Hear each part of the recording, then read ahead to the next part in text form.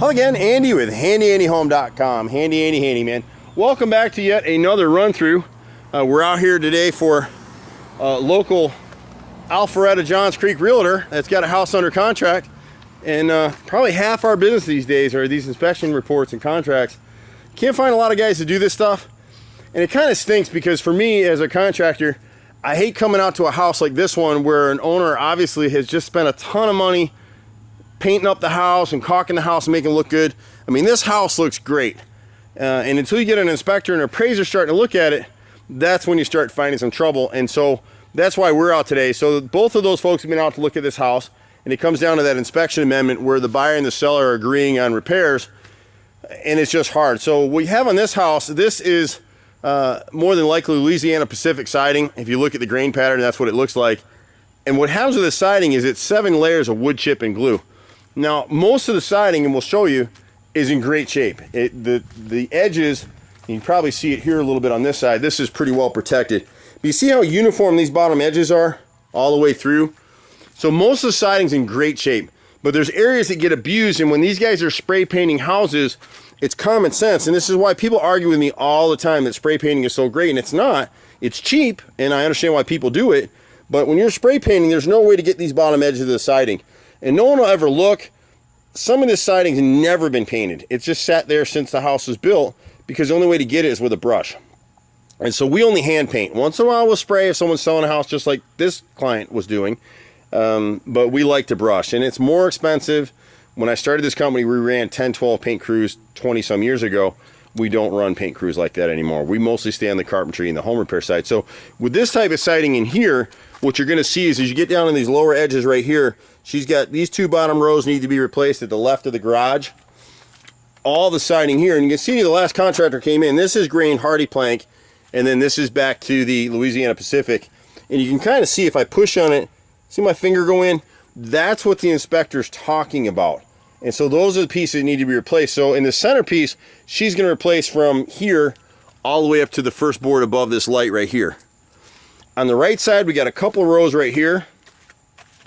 We've got some trim right here. This gutter's probably backed up over time. So this little triangle is what we call a dog ear, and that 1x8 fascia above it is also rotted.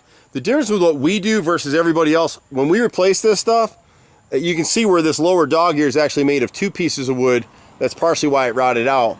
Where you see that dimple in the middle right there, that's where the rot is most prominent. But we'll actually make this out of a solid piece of wood, and we back prime all of our replacement pieces all the way around so it won't rot again. It seals it up pretty good.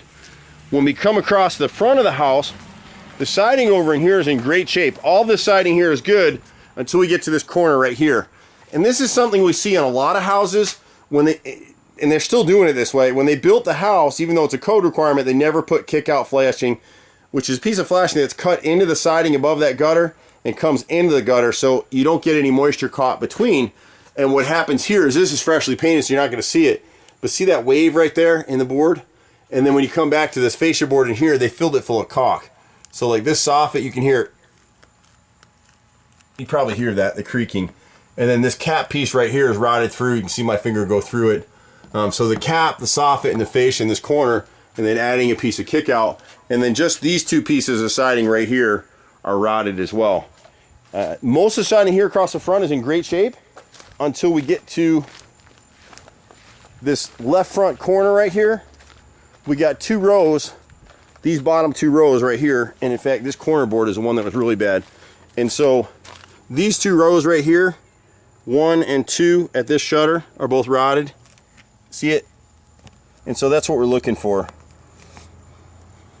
These 2 boards here, and then this left front corner board is a 5/4 board on the corner. See the wrinkle in here? It just lets you know that it's rotted right through. So that corner, we'll piece that in. On the left side, the camera's not going to pick it up very well here because it's starting to get dark on me. But if you look at the siding in here, we've got 4 or 5 rows right around this electrical meter that will need to be replaced. It's just real rough, and you can see it over here. The thing with hardy plank siding, or any siding, hardy plank is a different dimension than this LP is, so you got to replace the whole row, but you really want to replace the whole row anyway. And somewhere in here, I can't remember where it was chipped up pretty good. I'm not seeing it now. Been a long day, folks, so you have to forgive me here, but Overall, this house is in great shape. So the repairs that are being spec'd come from the inspector and the home appraiser. And what happens a lot of times now is if you've got rotted wood on your house, most of the banks aren't going to let you finance it. You got to fix that. Someone's got to fix it before closing, because the bank doesn't. What the bank does right now is they assume that everybody's going to default on a loan. The experiences of the last 8-10 years are a little too fresh, and so they want to make sure if they get this house back, it's going to be in great shape. The right side of the house, we're not going to be able to get in behind these bushes, but these bottom 2 rows, we've got one piece of fascia here that was repaired sometime before, and you can see the split in it right here. And if I put my finger on it, you'll see my finger starting to go through up there. At the right side bay, we got the bottom rows of siding. 2 rows on all 3 sides are rotted. On the far right side, just this last row above, you can't see it in the video very well, but the bottom row of siding here is hardy plank. And the last contractor that was here, they were trying to minimize the bill. This next piece of siding is rotted right here. You can see where it's chipped up and right in here. So we would replace that whole row there. Back of the house in pretty good shape except for the chimney. And that's true of, we've worked on this particular neighborhood. We've done probably 5 or 10 houses in here over the years. The chimney, you can see the bottom piece of siding right here.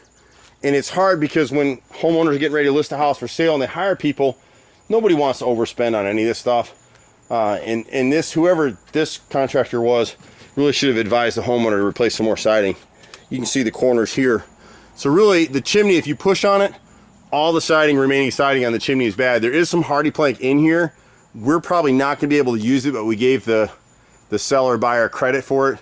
See these lines right here? See the difference? If a chimney is done properly, they should all line up. See where the upper piece of the siding, the bottom edge lines up? See down here where the contractor's off? They're not even close. And then he left this piece behind the gutter right here. This should have kick-out flashing. That piece is completely rotted, and you'll see it on the other side. So we'll line them up so this corner looks like this. See how it all lines up nice? That's the way it's supposed to look. So the chimney needs to be replaced, the remaining siding there. And we'll give them credit for it, even though we're going to have to replace probably all of it. Same thing here. If you were to push on the siding, you can see when we get up in here. Hear it? See it? See it move? See that one? This one's really obvious here. See it? They just slap caulk in here. See the bottom edge? If I flick this with my finger, it'll all just fall out. So it's not the homeowner's fault. This homeowner actually has really been conscientious and tried to stay up on the house. And you can see on the right side of the chimney where he replaced some pieces here. See the difference between these rows? See how they don't line up? It's because he didn't quite know what he was doing.